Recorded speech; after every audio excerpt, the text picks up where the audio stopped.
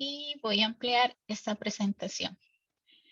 Antes de ver un poco lo que son comandos o trabajar con Bash, que es el intérprete de comandos, vamos a mencionar como unos conceptos muy, digamos, esenciales que se ven dentro de los sistemas operativos. No es necesario que el punto .sí tenga algún nombre, solamente el punto .sh es el único que tiene que tener. No es necesario que el punto .sí tenga algún nombre específico. Bien. Hay unos conceptos en los sistemas operativos que se hablan y este concepto es de abstracción. Entonces, la abstracción básicamente viene porque los sistemas operativos tienen una capa de abstracción con respecto al hardware. Recordemos que el sistema operativo es como un intermediario que permite comunicar el hardware y cuando acceden las demás aplicaciones y son aplicaciones que se instalan dentro del sistema operativo. Entonces, el sistema operativo funciona como una interfaz entre el software y el hardware del sistema. Y las aplicaciones pues no acceden directamente al hardware, sino que lo hacen a través de una capa abstracta.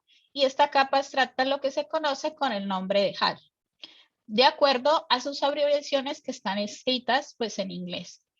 Y gracias a la abstracción, los sistemas operativos enmascaran los recursos físicos. De esta manera, pues lo que hacen es el manejo de funciones más generales, ¿sí? Y ocultan ciertas funciones que son de privilegio, solamente se le otorgan dentro del sistema operativo.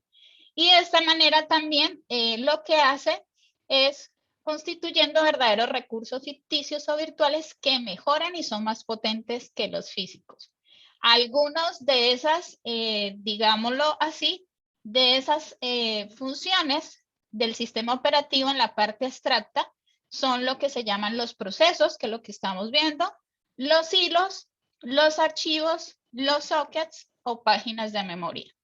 Y los mecanismos para acceder a dispositivos, ¿sí? A dispositivos que vamos a acceder, ya sea dispositivos de entrada y salida, son a través de mecanismos como crear, planificar, cuando se planifica un proceso, ¿sí? O una tarea que se corre un determinado día o una determinada fecha o una determinada hora.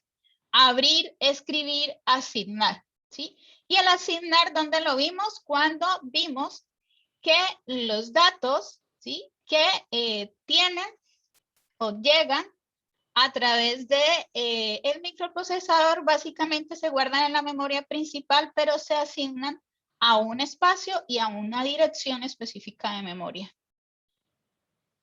Dentro de estos mecanismos, básicamente, hay unos mecanismos también de arbitraje, ¿sí? O sea, hay el sistema operativo cumple una función de abstracción y esta función de abstracción es para poder comunicar lo que es hardware, ¿sí? Y otra función de arbitraje. Y dentro de esta función de arbitraje hay unos mecanismos y uno de ellos que se trabaja es la concurrencia. Y esta concurrencia, ¿a qué se debe? Dos o más procesos pueden coincidir en el acceso a un recurso compartido, por lo que requieren coordinar en su ejecución. Y esa coordinación básicamente es una, digamos, de las funciones del sistema operativo. Hay un modo de explotación, del sistema operativo y que vamos a ver que se llama el procesos por lotes, que es el bash, que son procesos cuyos resultados no se necesitan de forma inmediata y son ejecutados con muy poca prioridad y aprovechan los tiempos en que el procesador está más libre, ¿sí? Entonces, eso lo vemos, por ejemplo, cuando vemos que inclusive hay, por ejemplo, actualizaciones de nuestro sistema operativo y casi siempre nos pregunta el horario donde o ciertos procesos lo hacen sin preguntarnos, pero ya se saben que es básicamente donde el computador requiere menos trabajo. Los procesos también en tiempo real, sí, es el tiempo de respuesta inmediato para la solicitud de ejecutar un proceso. Y también lo que es el tiempo compartido. Entonces, es el tiempo que se tarda en resolver un proceso en ejecución y dependerá de los procesos que se están ejecutando. Cada proceso irá consumiendo una fracción de tiempo asignada y agotada esta fracción se ejecutará otro proceso. Bien, entonces de acuerdo a esto, tenemos aquí tres opciones. ¿Cuál de las siguientes opciones son ejemplos de abstracción o arbitración? Distribuyendo memoria entre múltiples procesos. ¿Qué serán para ustedes? ¿Abstracción o es arbitraje? ¿Qué creen ustedes? Estoy distribuyendo la memoria entre los diferentes procesos. Hay procesos que están corriendo, pero debo distribuir un espacio de memoria para cada proceso determinado.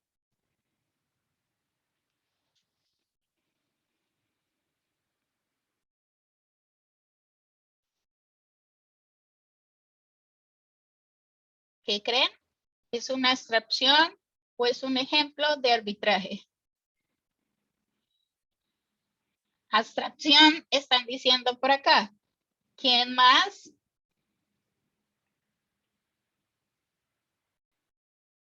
Si es memoria virtual, sería abstracción. Ok. ¿Quién más?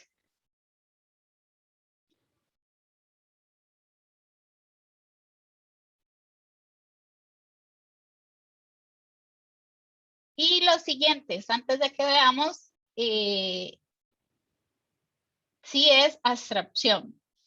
Y apoyando diferentes tipos de habladores, es decir, yo estoy hablando y mi computador recibe diferentes entradas a través de voz, ¿sí? Instrucciones que estoy dando por voz. Estoy interactuando con entradas y salidas.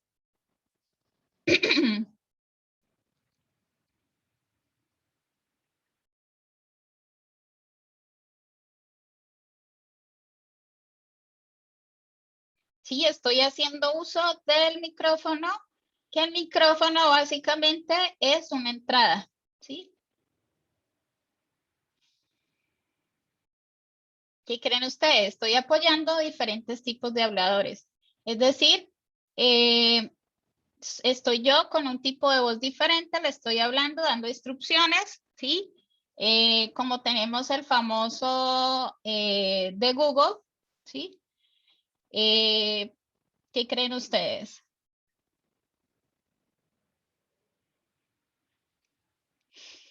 Es una abstracción, ajá. Pero el primero, distribuyendo memoria entre múltiples procesos. ¿No sería un arbitraje quizás el primero? Porque básicamente el sistema operativo debe coordinar los diferentes procesos, debe coordinar esa parte. Vamos a mirar. Y apoyando a diferentes tipos de habladores, ¿de qué estamos hablando? Estamos diciendo que el sistema operativo debe comunicarse directamente con el hardware. Entonces podríamos hablar de una abstracción.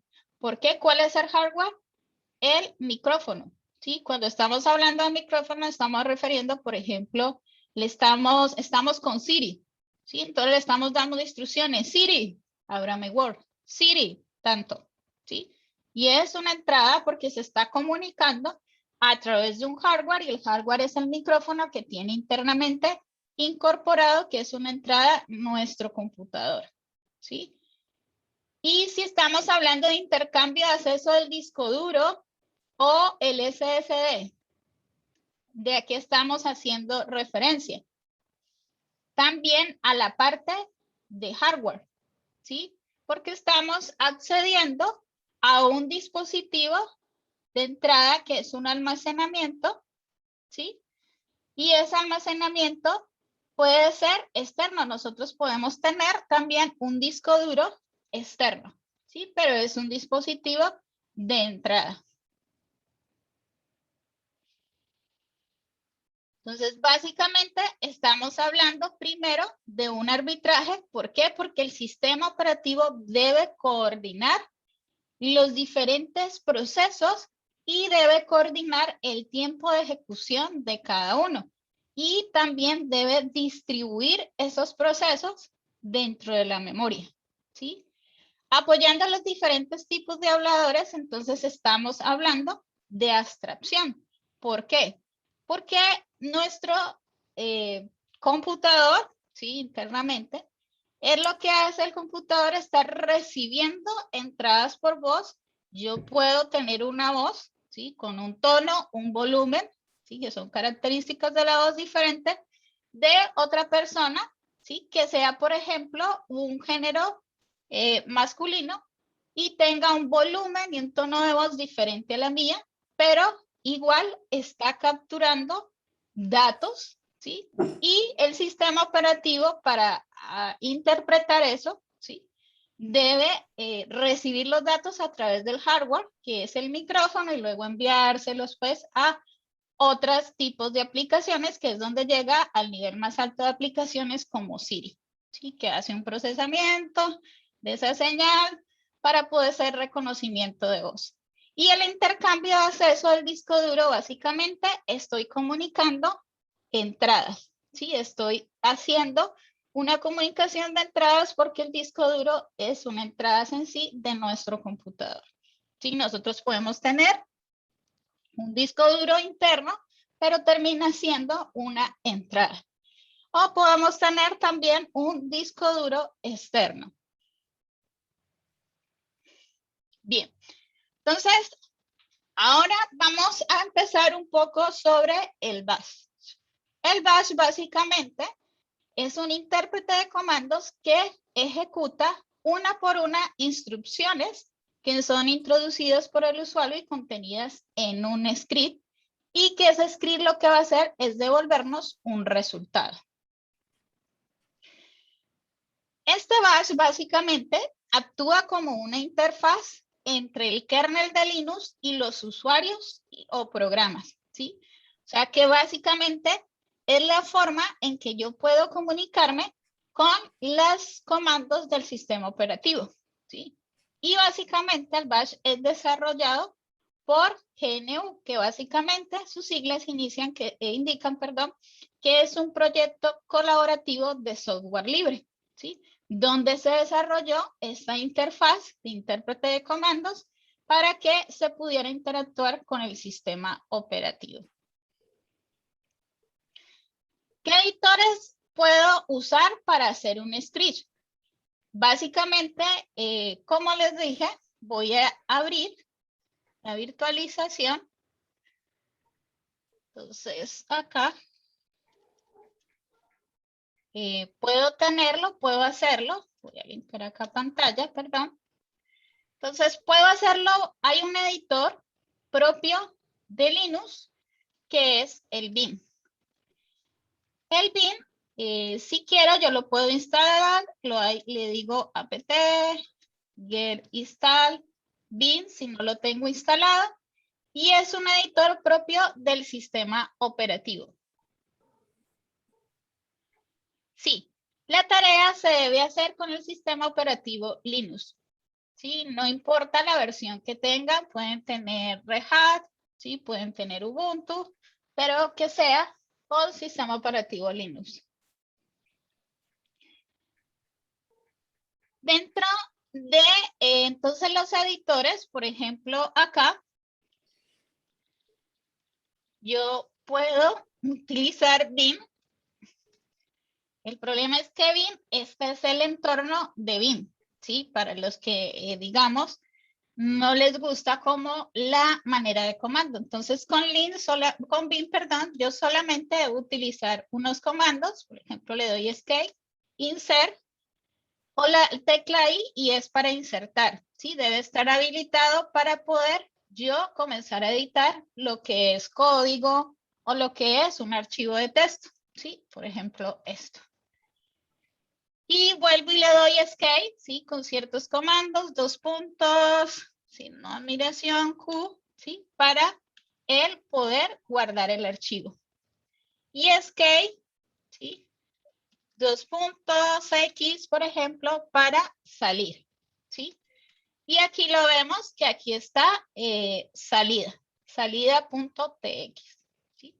Esa sería una opción.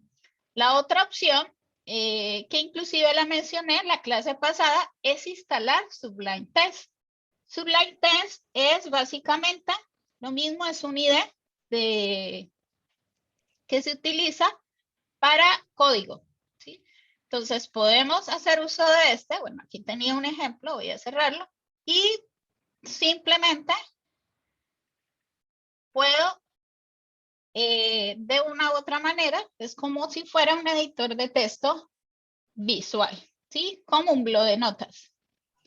Pero lo interesante es que pues puede instalar complementos, ¿sí? Y este se usa mucho, por ejemplo, para programar web, se usa mucho también para programar con PHP, se usa mucho para programar también con otros diferentes tipos de lenguajes de programación, ¿sí? Entonces, también pueden trabajar con este si no se sienten muy seguros de trabajar directamente con el editor de texto que tiene propio el sistema operativo. Entonces, voy a cerrar esta parte. Voy a seguir acá. Ya vamos a ver sobre los comandos de Linux. Entonces, este básicamente casi siempre lo recomiendo. Sí, lo recomiendo porque es buen editor. Ahora bien, para empezar con Bash, básicamente nosotros siempre hacemos referencia a algo que se llama el shell. ¿Sí? Entonces, para saber cuáles son los shells disponibles en nuestro sistema, ¿sí? Que es básicamente con los comandos que interactuamos, nosotros podemos dar el siguiente comando que aparece aquí, cat, ¿sí? etc, ¿sí? Slash, y tal cual la palabra shell, que son los diferentes intérpretes con los que estoy haciendo uso, ¿sí? Para poder ejecutar cada uno de estos comandos. Entonces, en mi directorio, ¿sí? Yo tengo este tipo o estos sistemas de shells.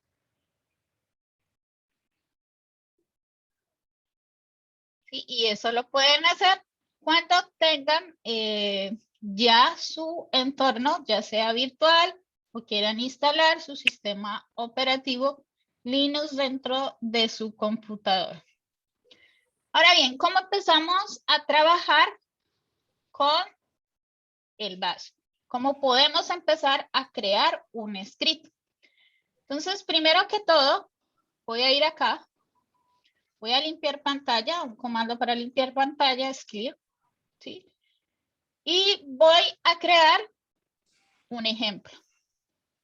Entonces, voy a abrir el Sublime Text, ¿sí? Lo voy a hacer gráficamente. Y voy a cerrar esto y voy a crear uno nuevo.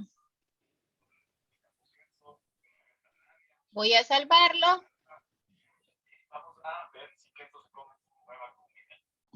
Y voy a salvarlo como ejemplo 1. Punto. Entonces, para crear un script con Linux, la extensión debe ser .sh. Yo puedo, en Linux, yo puedo crear scripts, inclusive, en sistemas operativos diferentes. En Windows yo puedo crear scripts, ¿sí? En Mac yo puedo crear scripts, lo mismo, pero debo saber básicamente las funciones en cómo se programa el sistema operativo. En un segundo, creo que aquí. Bien, entonces, para empezar, aquí voy a decirle ejemplo y voy a decirle ejemplo.sh. Entonces, ya lo guardé y vamos a mirar qué es lo que hay que considerar lo primero para crear un script. Entonces, siempre en la primera línea, yo debo colocar el intérprete de comandos, ¿sí? Ya vimos que hay varios shell. Entonces, yo voy a colocar /bin/bash. Y siempre considerando esta expresión regular, ¿sí? Entonces, en este caso, yo voy a colocar numeral, admiración, /bin/bash. Ya, una vez que ya he empezado, entonces ya puedo empezar a escribir mi script. Lo que habíamos visto, vamos a decirle que imprima en pantalla un mensaje. Entonces simplemente le decimos echo, ¿sí? Que es el imprimir, y hola mundo. Entonces vemos acá, le digo hola mundo y simplemente va a imprimirlo cuando lo vaya a ejecutar. Entonces lo que hago es salvarlo. Entonces voy a cerrar esto. Voy a cerrar el subline y de nuevo vamos a nuestro batch o nuestra consola. Entonces aquí he visto, aquí se encuentra con el comando ls, lo que me va a desplegar son los directorios y archivos que están contenidos dentro de esta ruta. Entonces también es un comando y en este básicamente lo que me está mostrando son que aquí se encuentra el archivo ejemplo.sh. Cuando lo voy a ejecutar, ¿sí?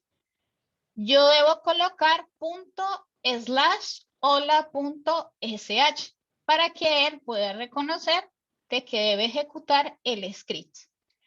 Entonces aquí simplemente vamos a decirle ejemplo.sh. Aquí, ¿qué pasó? Entonces vamos a mirar ahora. Aquí lo que nos está diciendo, el mismo batch nos está diciendo, tiene un permiso denegado. ¿Y ese permiso denegado a qué se refiere? Voy a darle ls-l. ls-l es un comando en Linux que nos va a permitir ver descripción de, además ls ya vimos que lo que hace es listarnos los directorios y los archivos que contienen en la ruta en la cual estamos ubicados, que es documentos, es las pruebas.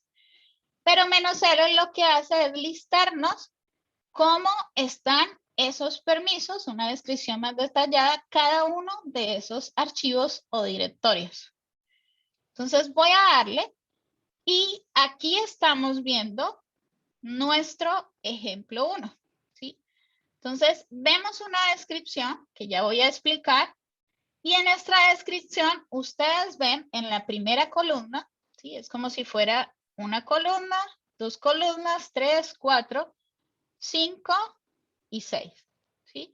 Entonces, en la primera columna están todos los permisos que se le dan a cada archivo o directorio. Entonces, voy a ir acá para ir explicando antes de ver. Entonces, ¿cómo se trabajan los permisos en Linux? Hay un comando que se llama chmod y básicamente esto significa cambiar de modo, ¿sí? Entonces, cambiar, digamos, los permisos o cambiar el modo de mi archivo, mi directorio. ¿Por qué? Porque un archivo yo lo puedo escribir, puedo simplemente leer o puedo ejecutar. En mi caso, yo necesito ejecutar ese archivo, ¿sí? Entonces, permite cambiar el chmod, que es lo que hace, permite cambiar los permisos de acceso de un fichero o un directorio. El chmod, lo mismo, es un comando en Linux y básicamente viene de esta manera. Chmod, los modificadores, ¿sí? Y los permisos, los modificadores indican el nivel de permisos que le voy a dar al fichero o al directorio, ¿sí?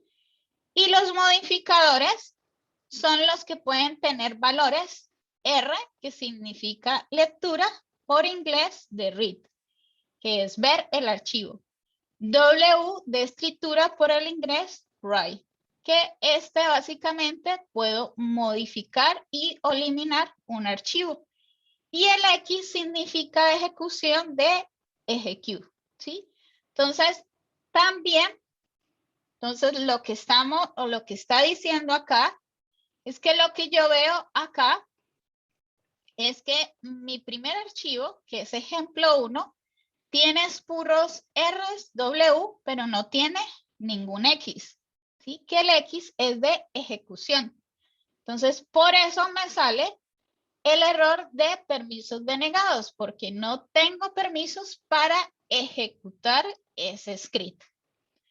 Ahora bien, ¿cómo se cambian esos permisos? ¿Cómo entiendo esta parte y esta columna que aparece acá? Resulta que estas tres columnas, si ustedes ven, esto aparece una línea, una raya, perdón, un guión R y W. Luego hay un guión R y W. Luego hay un guión R, guión y guión. ¿Sí?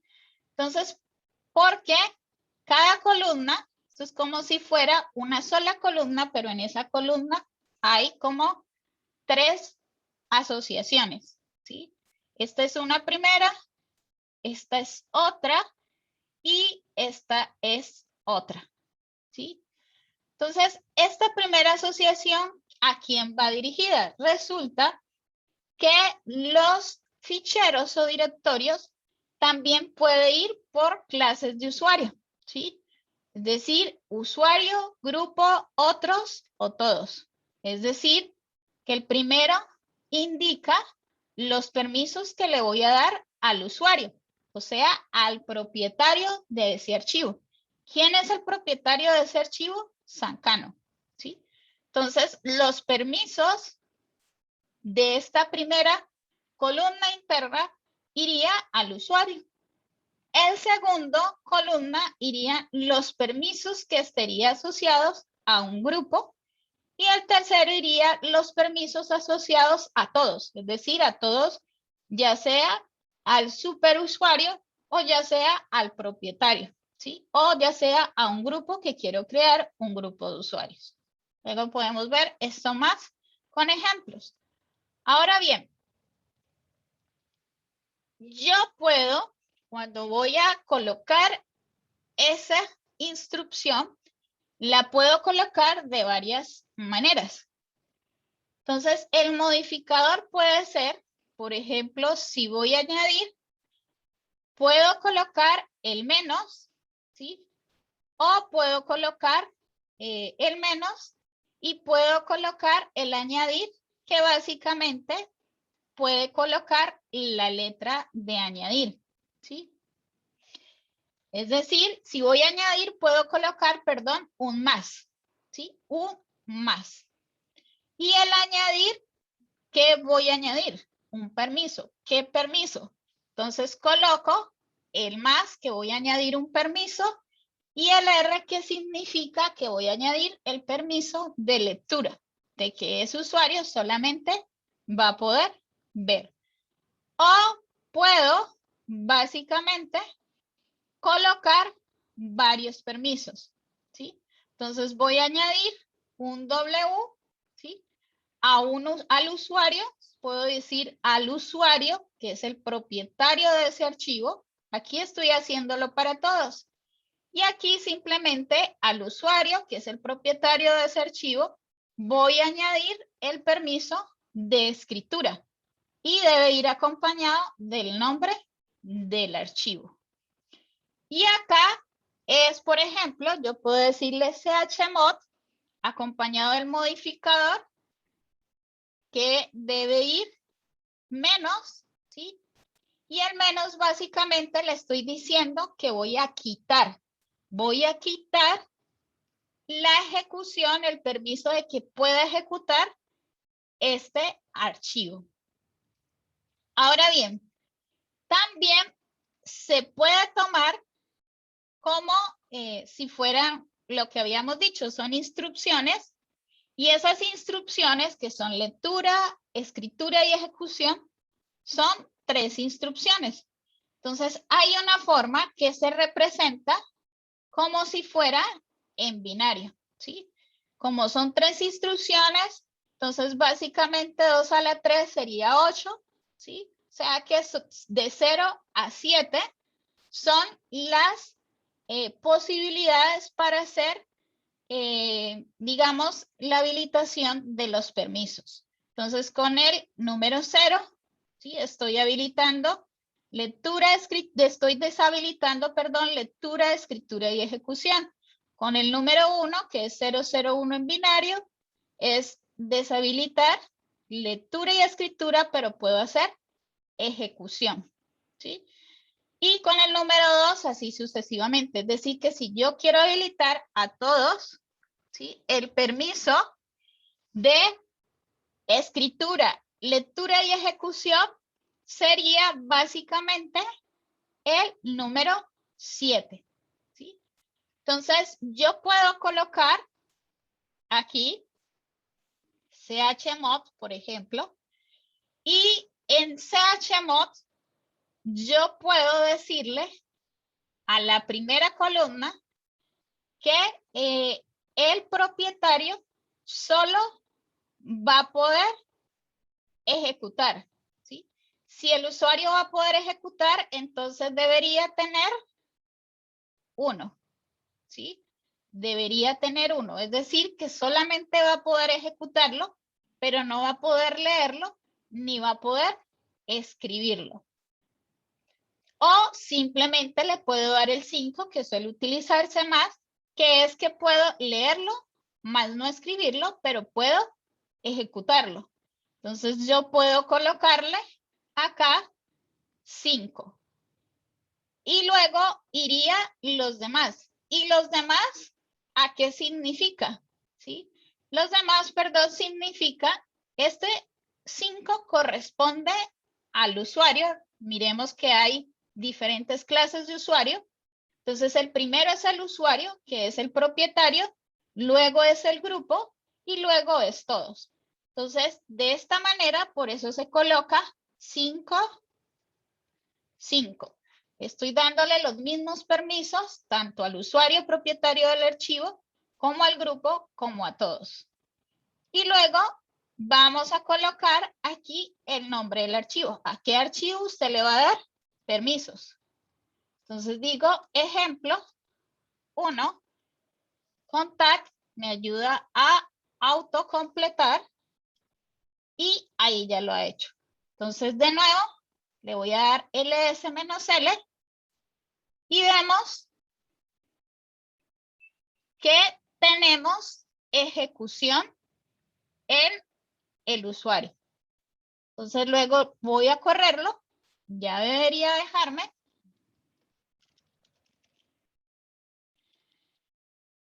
Y vemos que me dejó ejecutar y aparece el hola mundo. Voy a mirar acá.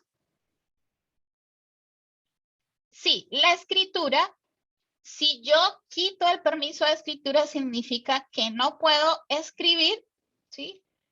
Y si solamente es ver, solamente veo. Es decir, si yo acá voy a decirle, pero voy a intentar, si ustedes ven, voy a intentar, perdón que suene duro, insertar, me está diciendo advertencia, cambiando un archivo de solo lectura, ¿sí? Porque el usuario que yo habilité, o sea, el propietario del archivo, solamente lo habilité con el código 5, que corresponde a lectura y a ejecución, más no escritura. Es decir, que en escritura corresponde a la modificación o eliminación. O sea, que no puedo modificar ni eliminar el archivo, ¿sí? Entonces, acá, básicamente, ya me dejó porque igual me dijo advertencia, pero cambió los permisos porque ya, digamos, hizo la advertencia. En este caso, cuando entré al BIN. Entonces voy a salir de acá. X. Aquí. Suena duro. Voy a salir de acá y si veo, acá me está diciendo que no me va a dejar porque básicamente voy a añadir un comando que ya me está diciendo para no guardarme los cambios, ¿sí? Entonces aquí prácticamente se queda así porque no tengo los permisos necesarios. Voy a decirle acá y voy a decirle de nuevo para que salga. Me está diciendo que no, ¿sí? Porque no tengo los permisos necesarios. Entonces simplemente me salgo de manera forzosa con control Z, ¿sí? Para anular el proceso. Entonces, bien, ya vimos entonces cómo funciona el HMOD. Entonces, básicamente, cuando se crea un script, a ese script por default no tiene el permiso de ejecución. Entonces, por eso hay que utilizar el HMOD para poder habilitar ese permiso de ejecución. Vamos a ver otro ejemplo para mirar cómo se construye. Entonces, lo que había dicho, con ls, podemos mirar el contenido del directorio en el cual nos encontramos. Entonces, aquí tenemos ejemplo 1.sh. Sí, voy a cambiar para poderlo editar. Entonces, voy a colocarle 7777. Recuerden, voy a adicionar a todos los grupos. 77 es el que puede hacer todo. El que puede leer, el que puede escribir y el que puede ejecutar. Entonces voy a colocarle, perdón que suene tan duro, cada vez que tengo un error suena, hay una alerta. Entonces aquí ya puedo hacer eso, inclusive aquí lo podemos mirar y vemos, ¿sí? Que el primer grupo, que es el propietario del archivo, puede leer, escribir y ejecutar.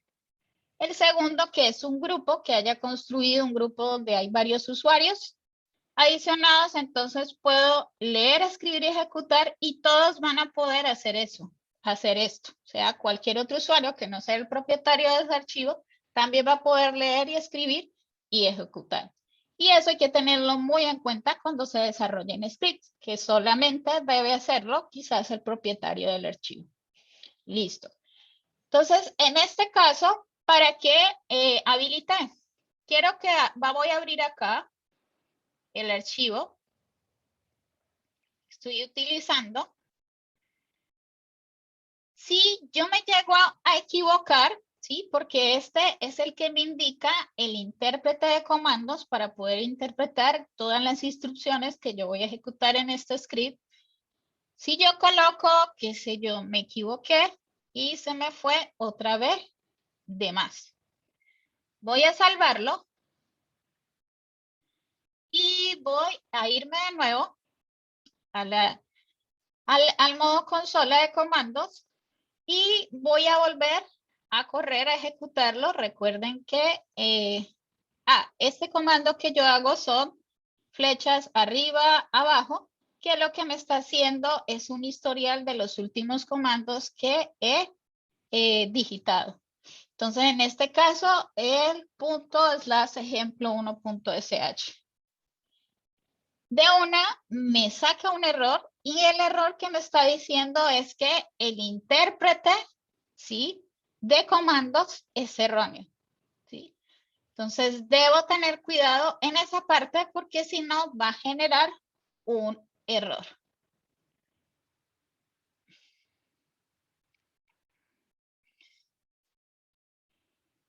La sintaxis, palabras reservadas, sí hay palabras reservadas para hacer el estilo es universal independiente del chip que se use por ruta.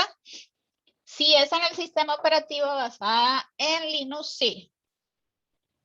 Si el script realmente hay un estándar de cómo se debe escribir dentro ese intérprete de comandos. Bien. Aquí, entonces vamos a mirar otro ejemplo. Voy a ir acá. Ya este es otro ejemplo, por ejemplo, valga la redundancia, donde tengo variables. Entonces acá, en este caso, antes de entrar, yo puedo asignar variables. Entonces, por ejemplo, se llama toPrint y este toPrint voy a colocar en comillas simple el famoso hola mundo, ¿sí? Porque es un string. Pero para imprimir, ya vimos que es el eco. Para imprimir una variable, debe colocarse el signo de pesos seguida del nombre de la variable. De nuevo, puedo decir toPrint, por ejemplo, voy a asignar un número, ¿sí? Como es un número, no es string, entonces viene de esta manera. Y lo mismo, echo, porque voy a imprimir una variable. Entonces me va a imprimir dos valores. Me va a imprimir primero el hola mundo y luego me va a imprimir 5.5, ¿sí? Entonces simplemente lo guardo. Perdón, aquí se me olvida y ejecuté un comando de Linux, por eso me sale ese error. Porque los comandos de Linux, de Mac, son diferentes a los comandos de Linux. Aquí no es control C, sino command. Entonces siempre se me olvida y él lo reconoce. VirtualBox dice, este comando no. Entonces aquí voy a limpiar clear. Y vamos a ejecutar entonces ejemplo 1.sh. Entonces ahí nos salió 2. Hola mundo y el valor. ¿Sí? Entonces para imprimir una variable ya tenemos, sabemos que es el ecos y es el número. Ahora bien, ya vimos esta parte de los permisos y hay otros comandos que son básicos y útiles en Linux. Ajá. El numeral es un puntero del dato. Sí, así es. Bien. Entonces ahora, ¿qué vamos a hacer? Vamos a mirar estos comandos. El ls ya lo vimos. Entonces, en el ls básicamente lo que hace es listar nombre de todos los archivos ubicados en el directorio, ¿sí? Y yo puedo colocar ls acompañado de unos modificadores. Entonces ya vimos que ls menos l básicamente lo que hacía es describirnos, ¿sí? El nivel de permisos, ¿sí? Que tiene cada archivo o cada fichero o cada directorio. El CP, por ejemplo, es de copiar. El RM, ¿sí? Es de borrar archivos, entonces hay que tener mucho cuidado con ese. El cat es de mostrar el contenido de ese archivo, es decir, que como yo lo ejecuto, simplemente, voy a cerrar esto, coloco cat ejemplo 1.sh, ¿sí? Y básicamente nos va a mostrar el contenido que tiene ese archivo, sin abrir el editor de Linux, que es utilizar el bin. Porque no lo vamos a editar, solamente queremos ver el contenido. Y el RM básicamente es para borrarlo. Entonces yo le puedo decir RM y, bueno, ahí borré, fue ejemplo. Y se borró ejemplo. Puedo decirle ejemplo 1 y de nuevo ls y se borró nuestro ejemplo 1, ¿sí? Entonces hay que tener cuidado, el RM también puede tener modificadores y yo puedo eliminar todo lo que contenga, ya sea un directorio. En este caso estoy eliminando un archivo, pero puedo eliminar también un directorio y todo lo que contenga ese directorio. Entonces también hay que tener mucho cuidado. Una vez que se borre, pues como dice aquí, no hay vuelta atrás. Bien, estas son otras. Y miremos otros comandos, ya para finalizar y seguir ya el lunes. Entonces, aquí básicamente hay unos comandos de redirigir entradas y salidas, ¿sí? Y básicamente se usan los símbolos, el menor y el mayor, ¿sí? Entonces, por ejemplo, para guardar el resultado de ls en un archivo, es decir, va a ser una entrada. El ls, para guardar el resultado de ls en un archivo, debo colocar el siguiente comando, ¿sí? Porque este va a ser una entrada a este archivo. Es decir, una entrada ¿de qué? De el resultado que me va a devolver ls. Es decir, que si yo tengo ls salida.txt, entonces lo que va a hacer es que ls de por sí me devuelve este resultado. Y este resultado va a darse con este símbolo, indica que va a andar como va a redirigir este resultado y lo va a guardar en salida.txt. Entonces, si yo vengo acá, voy a darle un cat y, bueno, voy a eliminar y el cat que veo acá. En el cat es el contenido de salida.txt y el contenido de salida.txt es el listado que me genera o el resultado que me genera el comando ls. ¿Sí? Entonces, si quiero ver el resultado, pues ejecuto lo que es cat salida. ¿Cómo hacer para añadir contenido a un archivo? Entonces, miremos acá. Si yo, por ejemplo, le digo ls-l y le digo salida.txt, ¿sí? Vuelvo y le digo cat.salida.txt, es lo que va a hacer es reemplazar el contenido, ¿sí? Porque solamente lo va a interpretar como añado, ¿sí? Ese resultado en el archivo, o sea, lo reemplazo. Si yo quiero añadir más contenido, ¿sí? Esto es lo que me genera lo que es el ls-l. Y si yo quiero añadir contenido, simplemente te digo ls dos veces salida menos txt. ¿Esto qué significa? Que en salida.txt, además de tener esto, va a añadir el contenido que me va a originar el listado ls. Entonces, cuando le digo cat salida.txt, voy a tener el primero que era ls-l y luego voy a tener el contenido del resultado de ls. ¿Sí? O sea que significa que siempre va a añadir al final. Bien. Ese significa que son entradas.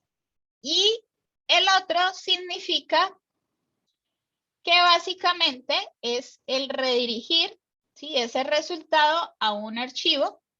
Y el menos, este que vemos acá, que wc-l menor que temp, significa tomar esa entrada, ¿sí? Desde un archivo y no desde el término. ¿Sí? El comando wc, miremos acá en la parte de arriba, es un comando que me está diciendo que va a contar las líneas de un archivo. Entonces, simplemente en la estructura nos dice que debe ser wc más el nombre del archivo. Entonces, simplemente le vamos a colocar wc aquí, el nombre del archivo, que es salida, y me está diciendo el número de líneas. ¿Sí? Entonces, básicamente, cuenta líneas, palabras y caracteres. Es decir, que estos son líneas, estas son palabras y estas son caracteres. ¿Sí? Vienen en columnas, la primera línea, la segunda es, la primera línea, la segunda es palabra y la tercera es caracteres.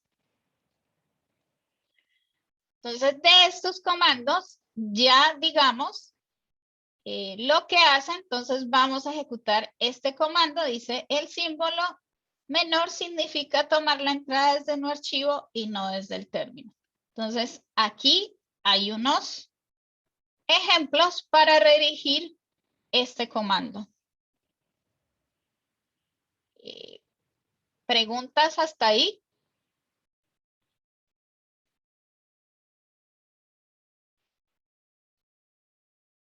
¿No hay ninguna pregunta?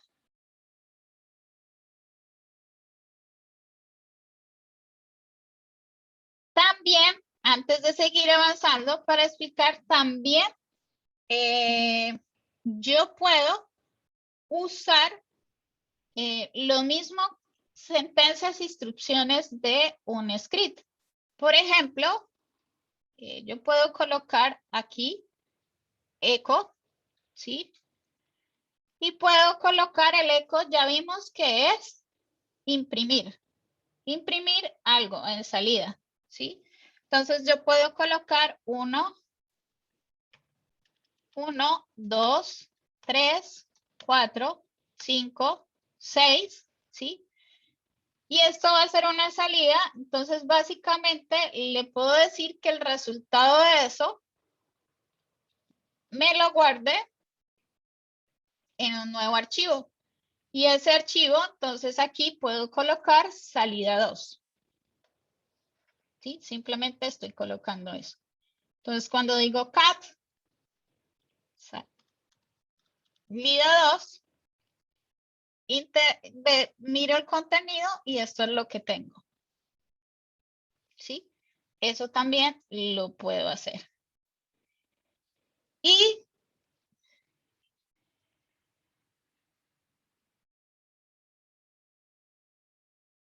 sí, a salida le puedo, que es lo que hice, a salida. Y este es el resultado que tengo de salida.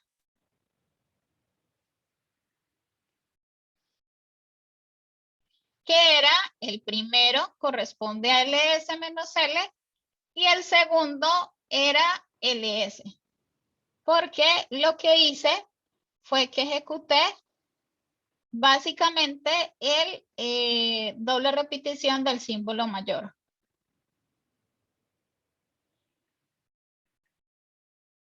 Bien, entonces voy a dejar hasta ahí. ¿Para qué? Para no seguir avanzando más y para que quizás como no tienen algunos o muchos, no están interactuando con el sistema operativo Linux ni con el terminal, entonces quizás se van a confundir más.